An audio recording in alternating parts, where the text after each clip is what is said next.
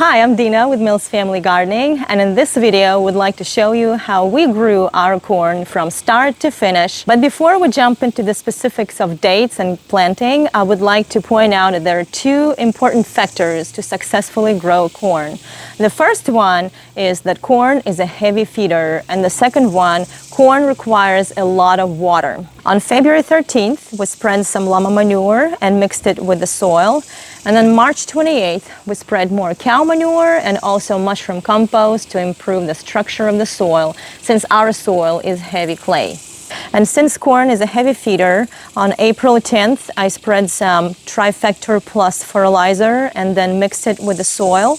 This year, we decided to water our corn through our drip irrigation to help it stay moist at all times. We decided to go with a variety of corn that's called Bloody Butcher. It's supposed to be wind resistant, and from what I read, it's also suitable for our hot climate. But as you can see, some of the stalks weren't completely wind resistant. For corn to grow tall, seeds need to be planted 1 foot away from each other in rows over 1 foot apart. On April 10th, we planted our corn seeds, and then on May 5th, the plants were about 2 feet high. And on the same day, I thinned out our corn. There were about 2 or 3 plants per spot. I thinned them out by removing the weakest, the shortest stalks. When you thin out the corn, make sure not to cut too deep because you might damage the roots of all the corn stalks. And here's what the corn plants looked like after I thinned them out. In the back row, some of the plants look damaged because I cut too deep and damaged some of the roots. So don't do that to your corn. And this is what the corn looked like 1 week after thinning. And then on May 28th,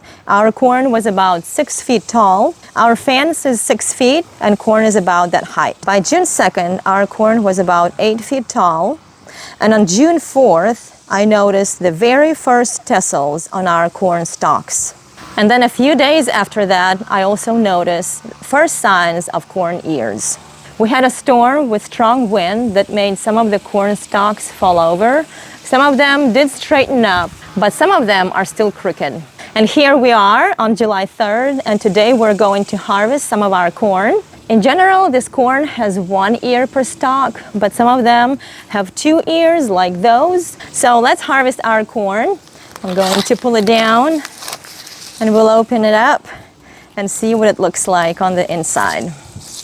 As you can see, this corn didn't get pollinated in some places, and that's okay. The rest of it is still edible. I'm surprised it's not chewed by bugs. Also, this variety is called Bloody Butcher because it has red kernels. Right now, they're not dark red, but if I leave it on the stalk longer, then the kernels will be darker red. We'll also harvest this one and see what it looks like. It seems like this might be fuller at the tip. And this one actually was chewed by bugs, but that's okay. We can just cut off the chewed part and then eat the rest of it. So you can see that this one does not have its kernels as dark red. If I poke a kernel with a fingernail, then you can see some milky substance coming out of it, and this is a good sign. This is when the corn is at its yummiest stage, so when we boil it or roast it, it's gonna be pretty soft and delicious. And the kernels on this ear are getting darker because they're drying out and they're turning more into seeds. So when I leave it longer in the stalk, they will dry out completely, and then I can harvest all the kernels and plant them next year. To ensure better pollination, it's better to plant corn in a block instead of a row. If you have 5 or 6 rows of corn, for example, then it will be pollinating much better. But even in that case, not every ear will be pollinated 100%. There is a way to hand pollinate corn, but it's too time consuming and I don't bother doing that. I just let nature do that, and if I don't get 100% pollination, that's okay. We still get plenty of corn.